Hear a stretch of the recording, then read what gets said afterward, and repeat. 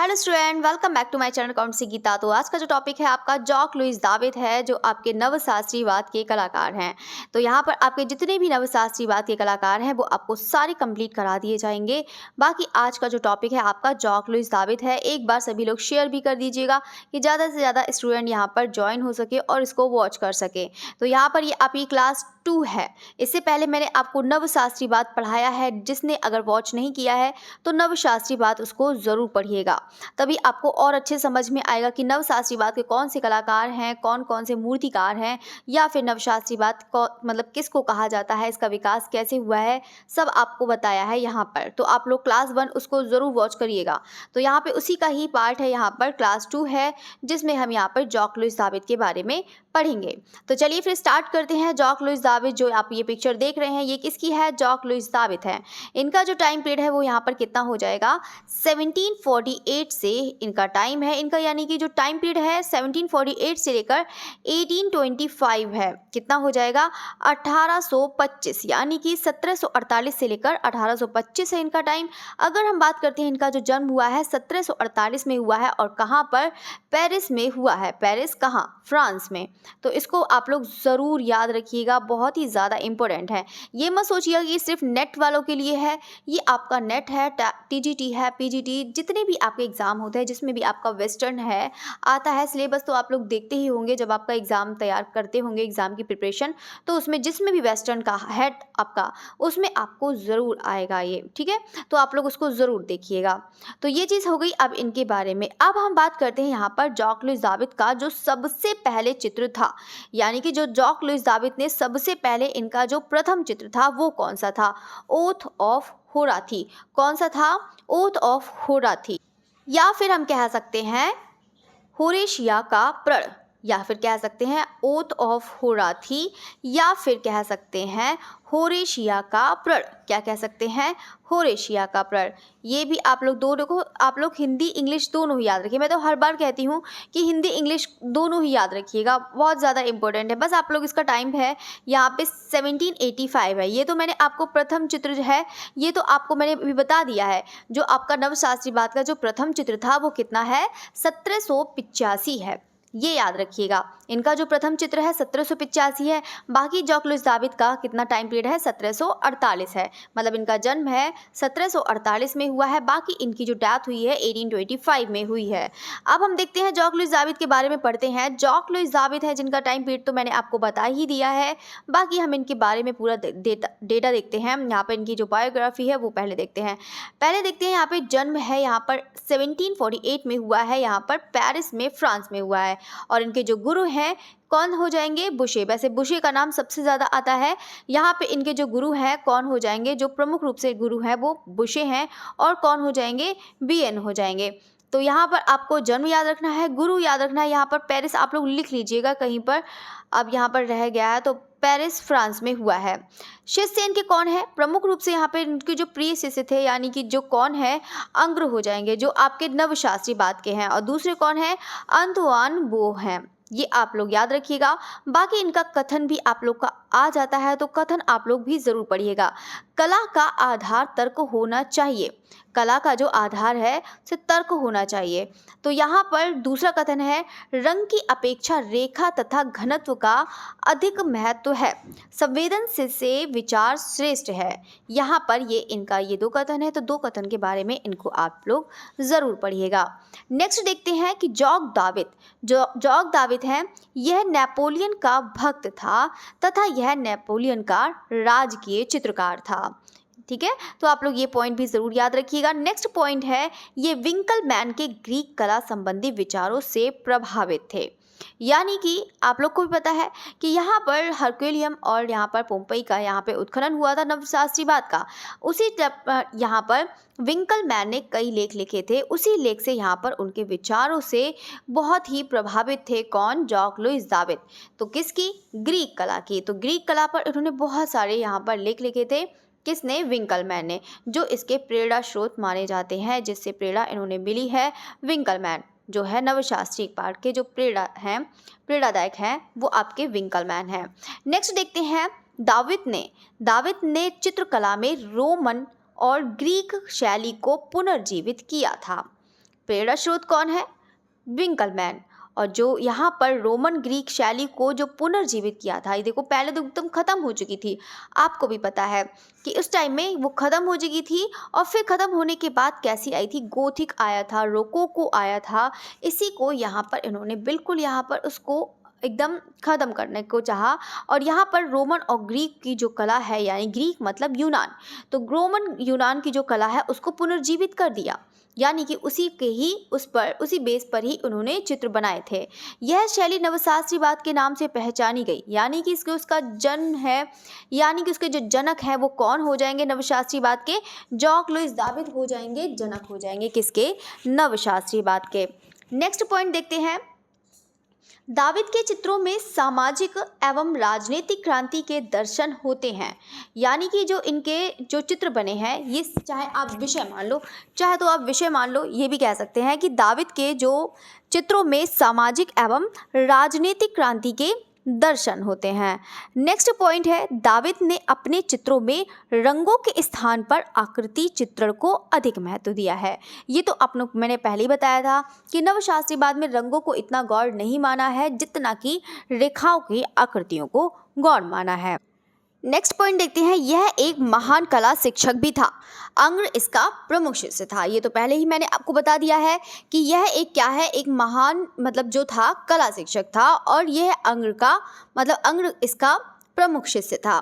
Next point देखते हैं, 1792 यानी कि 1792 में ईस्वी में दाविद फ्रेंच राष्ट्रीय लोकसभा में चुना गया। नेक्स्ट पॉइंट है, दाविद को रॉयल अकादमी के सदस्य के रूप में चुना गया, और 1781 सैलून में उनके 2 चित्र प्रदर्शित किए गए थे। ठीक है, नेक्स्ट देखते हैं कि इनके चित्रों में मुख्य रूप से 3 विरोधी तत्वों का सम्मिलित रूप मिलता है। ये पॉइंट इंपॉर्टेंट है, इसको देखिएगा को कौन कौन से सम्मिलित रूप मिलते हैं। पहला है ग्रीक और रोमन शास्त्रीयता मिलता है, दूसरा है वेनिस की रंग योजना और प्रकाश का उपयोग मिलता है, तीसरा है शास्त्रीय शैली का समावेश मिलता है इनके चित्रों में, किसके? जॉक लुइस दाविद में। ये देखो, ये आपको पॉइंट बता रही हूँ, सारे के पॉइंट जो हैं बहुत इंपॉर्टेंट हैं, आप लोग उसको याद रखिएगा। देखो क्वेश्चन को बनाने का है अलग अलग तरीका है, यहाँ पर पूछ लिए जाते हैं। बाकी है आपका पूरा, जैसे ही नवशास्त्रीवाद कंप्लीट होता है मैं आपके क्वेश्चंस भी करा दूंगी। ठीक है, आकृतियों की वेशभूषा में यानी कि अब किसकी बात हो रही है? वेशभूषा की बात हो रही है। तो वेशभूषा में यहाँ पे यूनान और रोम के वस्त्रों का संयोजन मिलता है। यहाँ पे जैसे यानी कि यूनान और रोम की जो कला थी उसके ही जैसे वस्त्र बनाए जाते हैं, जैसे सिलवटें हो गई, वैसे ही इनके वस्त्रों में यहाँ पर संयोजन मिलता है। इनकी आकृतियों में नेपोलियन के अधिक चित्र बनाए हैं, यानी कि जॉक दाविद है उन्होंने नेपोलियन के अधिक चित्र बनाए हैं, जो नेपोलियन से संबंधित अधिक चित्र बनाए हैं। नेक्स्ट देखते हैं, अब बहुत ही ज़्यादा इम्पोर्टेंट आने वाला है, ये वाला जो बहुत ही ज़्यादा इम्पोर्टेंट है। ये देखते हैं, इनके बारे में बहुत एग्जाम में आता है, जो इनकी पेंटिंग्स हैं, चाहे आपको कोई सा भी एग्जाम हो। पहले देखते हैं इनका तो टाइम पीरियड आपको सभी को पता है कि यहाँ पर 1748 से लेकर 1825 है इनका जो टाइम पीरियड है। पहले इनकी जो पिक्चर देखते हैं, ओथ ऑफ होरा थी, इसके बारे में मैंने आपको पहले ही बताया था, जिसे हिंदी में क्या कहते हैं? होरेशिया का प्रण।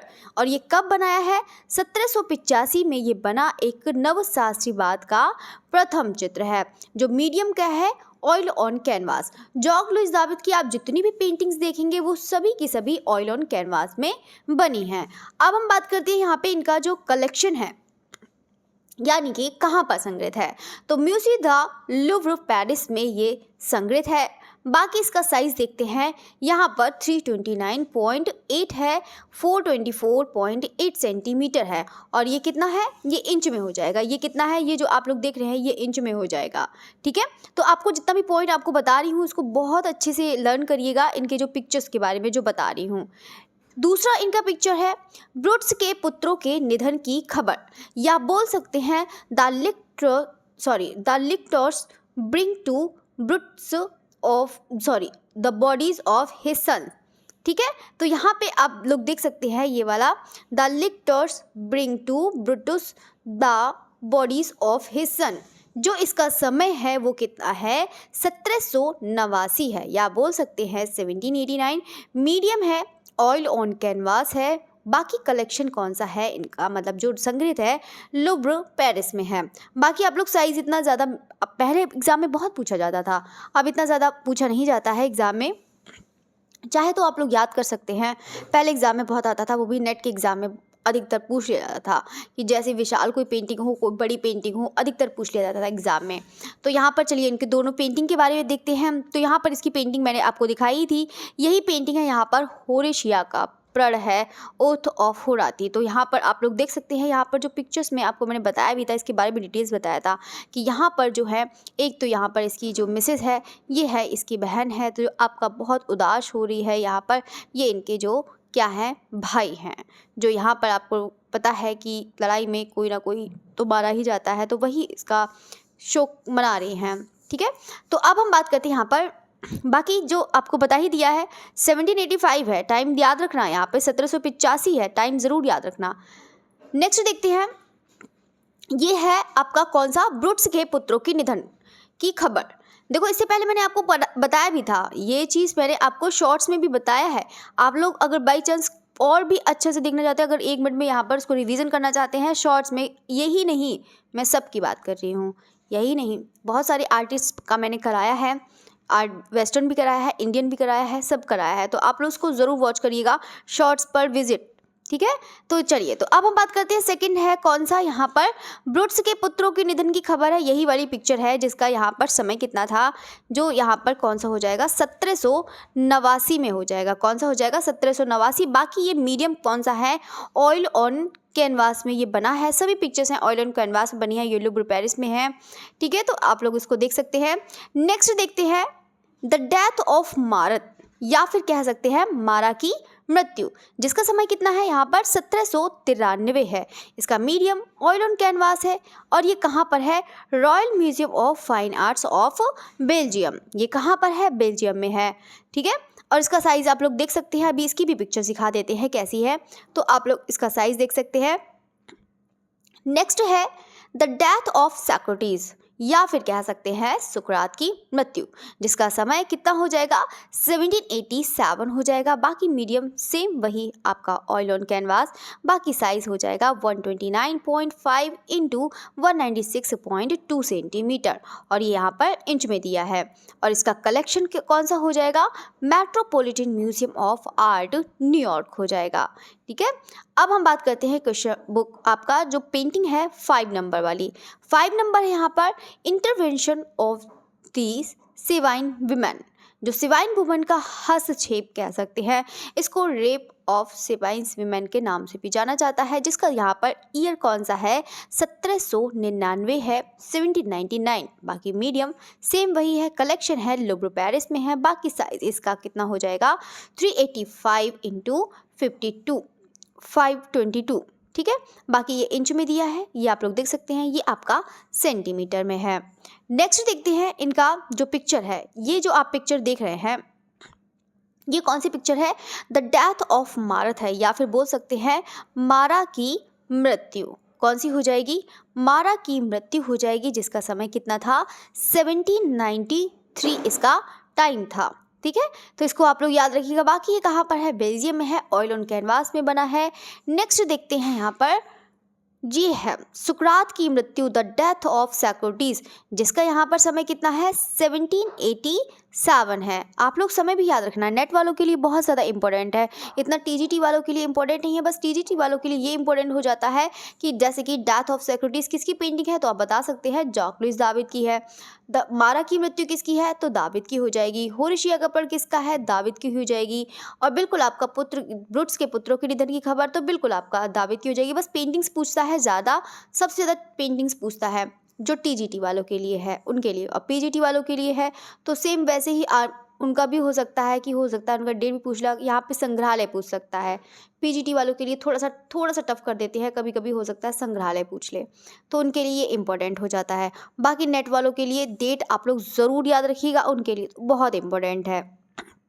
ये जो पिक्चर देख रहे हैं अभी आपने पढ़ा था सिवाइन वुमेन का हस्तक्षेप या फिर इंटरवेंशन ऑफ द सिवाइन वुमेन, यही पिक्चर है जो आपको बता रहे हैं।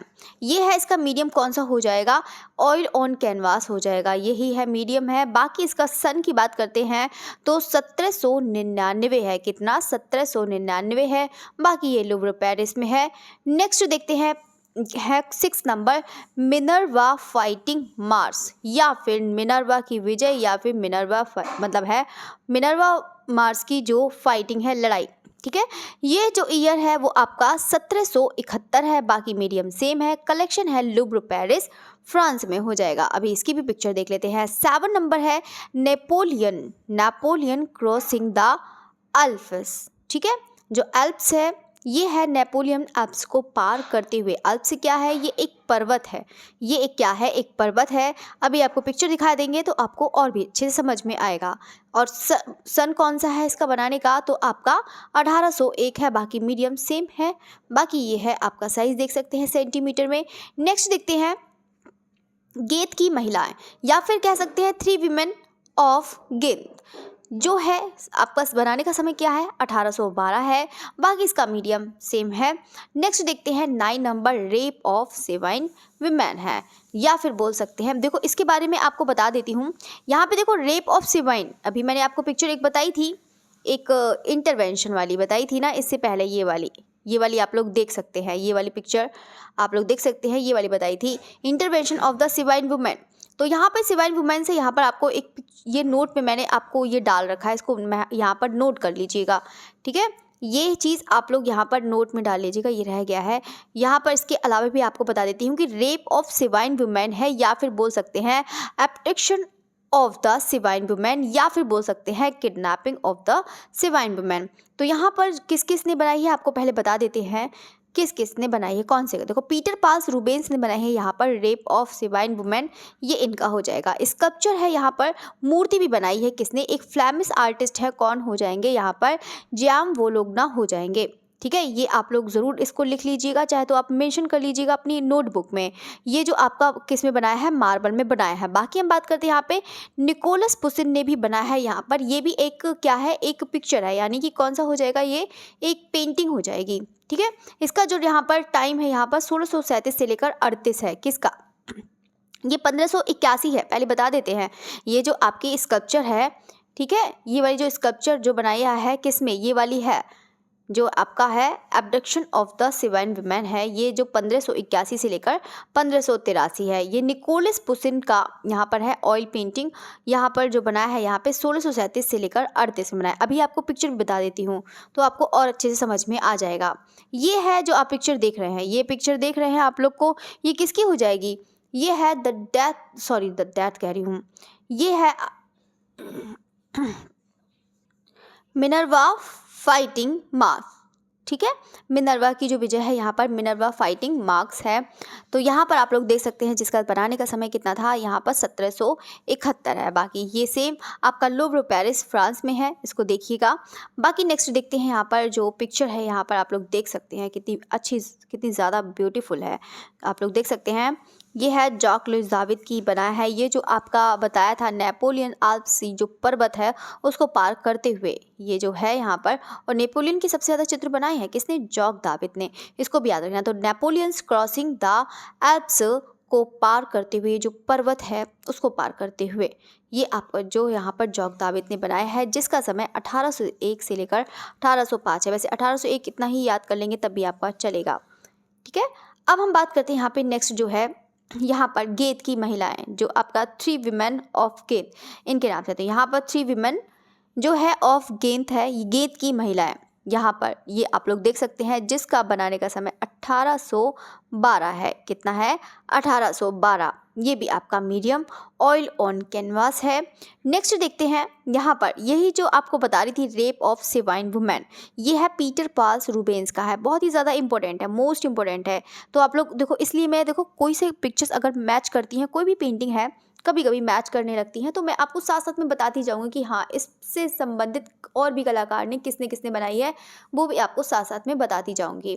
ठीक है, तो आप लोग उसको भी ज़रूर देखें। तो यहाँ पर पीटर पास रूबेंस ने बनाया है यहाँ पर द रेप ऑफ सिवाइन वुमेन, याद रखिएगा। ठीक है, तो आप लोग पिक्चर ये देख सकते हैं। बाकी सेम आपका ऑयल ऑन कैनवास से बना है स्कल्पचर।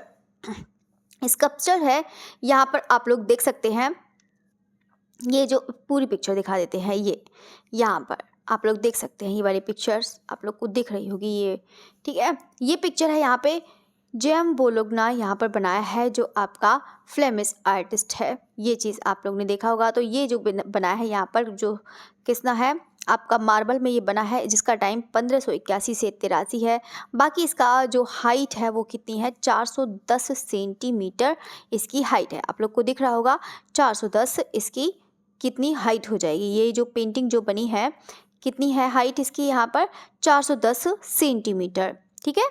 अब हम बात करते हैं यहाँ पर, बाकी ये कहाँ पर है, फ्लोरेंस में है, याद रखिएगा।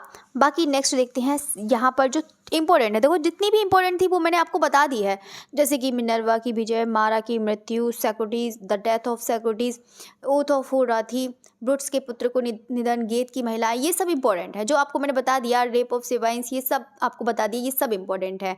इसके अलावा चाहे तो आप याद करो चाहे ना करो तब भी कोई प्रॉब्लम नहीं है, बस ये है कि एक बार इसको पढ़िए ज़रूर।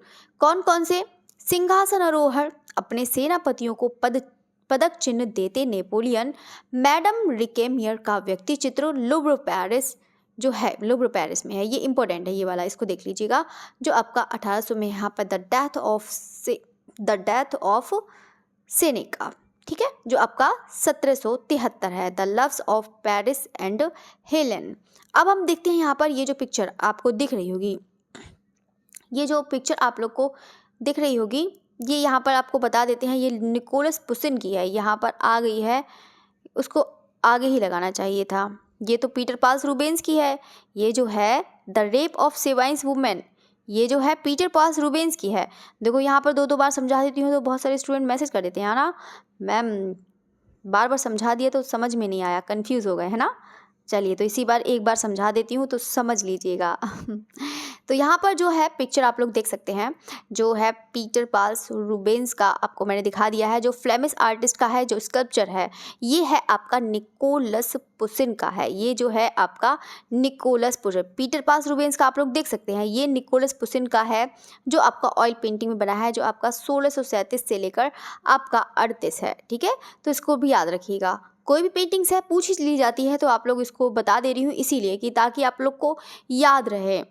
नेक्स्ट देखते हैं लास्ट कौन सा है, पोर्ट्रेट ऑफ मैडम रिकेमियर, ठीक है, कौन सा हो जाएगा, जो है मैडम रिकेमियर का व्यक्ति चित्र, जो आपका समय कितना जो टाइम बताया था मैंने 1800, तो मैडम रिकेमियर का व्यक्ति चित्र है पोर्ट्रेट ऑफ मैडम रिकेमियर, ये है आप लोग देख सकते हैं ये पिक्चर, ये भी ब्यूटीफुल है, ठीक है। अब हम देखते हैं यहाँ पे द डेथ ऑफ सेनेका, ठीक है, ये जो आप लोग देख रहे हैं ये है 1773 में बनाई है, जॉक लुइस दाविद ने बनाई है। तो यहाँ पर आप लोग देख सकते हैं। बाकी आपकी पूरी क्लास कंप्लीट हो चुकी है, आप जो चाहे तो स्क्रीनशॉट भी ले सकते हैं, कर भी सकते हैं। बाकी पूरी पिक्चर्स मैंने आपको बता दी है, मुझे नहीं लगता है इससे ज़्यादा तो आपका एक भी क्वेश्चन नहीं छूटेगा। जितना मैंने आपका है, जितना भी आपको मैं बताऊंगी इससे एक भी क्वेश्चन बाहर नहीं आएगा। जो मैं आपको बता रही हूँ बस इतने से ही आएगा, बस आप लोग इतना तैयार कर लीजिएगा, आपको पूरा एक एक चीज़ आपको मिल जाएगा। कोई भी ऐसा कुछ भी नहीं है कि आपका बिल्कुल भी एक भी क्वेश्चन बाहर जाए, ठीक है। तो आप लोग उसको डेली क्लास ज्वाइन करें। सब लोग से रिक्वेस्ट है कि टाइम से ज्वाइन कर लिया करो, 9:30 पे क्लास होती है। अगर बहुत ज़्यादा प्रॉब्लम हो रही है तभी आप लोग को कमेंट करके बताइएगा, तो उसको 8:30 मॉर्निंग में कर देंगे, ठीक है। तो उसको आप लोग ज़रूर पढ़िएगा, ये इम्पोर्टेंट है। ये मत सोचिए कि वेस्टर्न आर्ट नहीं आता है, ऐसा बिल्कुल भी दिमाग से निकाल दीजिएगा। टीजीटी में जब आएगा ना तो फिर कम से कम आपके 9-10 नंबर चले जाएंगे फालतू के। तो इसलिए सभी लोग उसको पढ़िए, टीजीटी वाले हैं पढ़िए, पीजीटी वाले तो ज़रूर पढ़ेंगे क्योंकि उनका पोस्ट ग्रेजुएट है तो उनका तो आना ही आना है वेस्टर्न। बाकी तो सभी पढ़िए, बस यही है। नेट वालों के लिए तो बहुत ही ज़्यादा इम्पोर्टेंट है, वो तो ज़रूर पढ़ें, ठीक है। तो यहाँ पर है सभी के लिए इम्पोर्टेंट है, चाहे आपका 2 नंबर के हो तब भी आपको वही मेहनत करनी है, चाहे 4 नंबर का हो वही मेहनत करनी है। करनी तो है, सिलेक्शन में लेना है तो आप लोग उसको ज़रूर मेहनत से अच्छे से पढ़िए। बाकी मैंने आपको पूरा बताया है, पूरी पिक्चर्स को देखिए, अच्छे से पढ़िए, अच्छे से उसको करिए। मैंने आपको पूरा जॉक लुइस दाविद पूरा कंप्लीट कराया है। मुझे नहीं लगता है कि आप लोग इसको भूलेंगे क्योंकि पिक्चर्स देख लेते हैं तो बहुत अच्छे से याद भी हो जाता है। रही बात अगर क्वेश्चंस की, तो मैं आपको क्वेश्चंस भी करा दूंगी, ऐसा नहीं है। कि क्वेश्चन भी आप लोग के कभी कभी कहे तो क्वेश्चन भी आपको करा दूंगी, लेकिन पूरा आपका नवशास्त्री बात हो जाएगा तो उसका जितने भी इंपॉर्टेंट क्वेश्चंस होते हैं वरना आइलैंड में आपका कंप्लीट करा दिया जाएगा। ठीक है, तो आप लोग उसकी टेंशन बिल्कुल भी ना लें। जो भी टॉपिक पढ़ाएंगे अच्छे से पढ़ाएंगे, पूरा कंप्लीट पढ़ाएंगे कि दोबारा उसको पढ़ने की ज़रूरत कभी ना पड़े। ठीक है, तो आपकी चलिए यहीं पर क्लास ख़त्म करते हैं। बाकी सारे स्टूडेंट जाते जाते लाइक ज़रूर करिएगा। आप लोग तो बिल्कुल एकदम आते ही लाइक कर दिया करें तो ज़्यादा अच्छा रहेगा, तो मुझे भी अच्छा लगेगा। और हाँ, अगर आपको क्लास अच्छी भी लगती है तो आप लोग उसको टाइम निकाल के कमेंट भी ज़रूर करिएगा। ठीक है, तो चलिए आपकी क्लास यहीं पर ख़त्म होती है। ओके, थैंक यू एवरीवन, फिर मिलते हैं। Okay, again thank you.